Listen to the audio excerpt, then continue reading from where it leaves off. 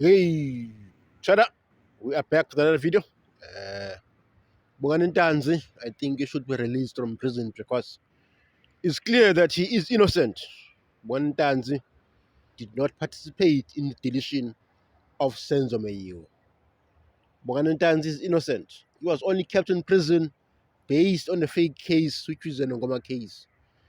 And then, come this week, Colonel Utomncane Khumalo, he comes to court and says, "My lord, I was the investigator for the Nongoma case, and Ubongani Ntanzi was never a suspect or an accused in the Nongoma case. The Nongoma case started and ended without Ntanzi being a person of interest. The only person that was charged in the Nongoma case is Mr. Qiniselani Buthelezi. Qiniselani Buthelezi was eventually found guilty and sentenced.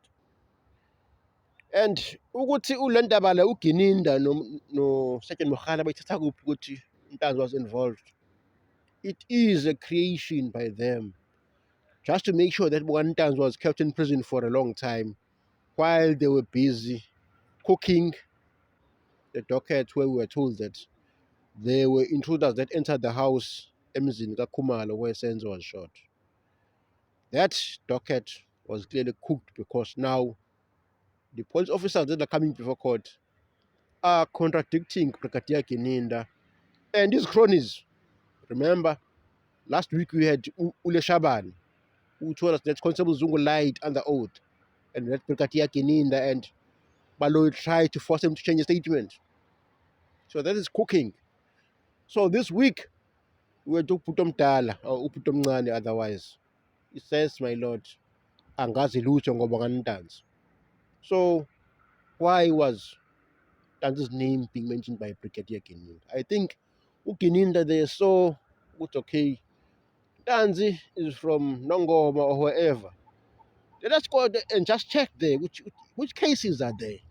And then we're going to try and link Ntanzi with those cases so that we use them to keep him in prison so that we can cook and then try and get a confession out of Bongani Ntanzi. That's it. When that failed, they tortured Bongani Ntanzi and Musibi so that they can confess.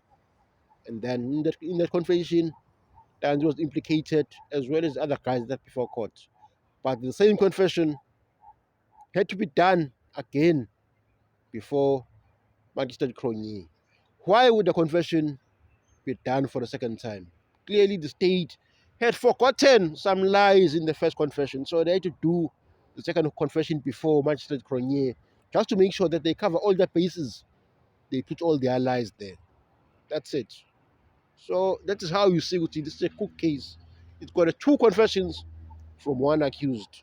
One confession was not enough because it did not implicate everyone else properly, so they had to cook more. So now Uputom Ngane shows us that the police are able to use cases that do not exist to implicate the accused because they'll say we were investigating, whereas they know very well that there's no investigation. They use that Nongoma case so that they can keep Ntanzi in prison and make sure that they can think, okay, hands. What can we do to make sure that Ntanzi is found guilty?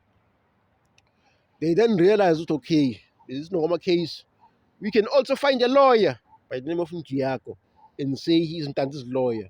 And therefore, when you go before the magistrate, he is present. And then when the confession is taken, it's going to look legit because it was taken before Ntanzi's lawyer. Whereas Ntanzi disputes the fact. He says that when Ngiako was at that confession, he said nothing. He said nothing. He did not advise Ntanzi or speak to the magistrate and say, yes, this is my client, blah, blah, blah, blah, and so on. That did not happen because Ngiako was just an agent used by the state to get more from Bongani Ntanzi illegally. Ngiako was not there for the interest of Ntanzi. He was there for just the interest of Brigadier Gininda. Remember that Ngiako also worked for the city of Joburg before that and also worked for the police as well. So it's highly likely that Ngiako knew Brigadier very well. The Brigadier I'm talking about is the Brigadier Gininda. I'm sure they've met somewhere. which is why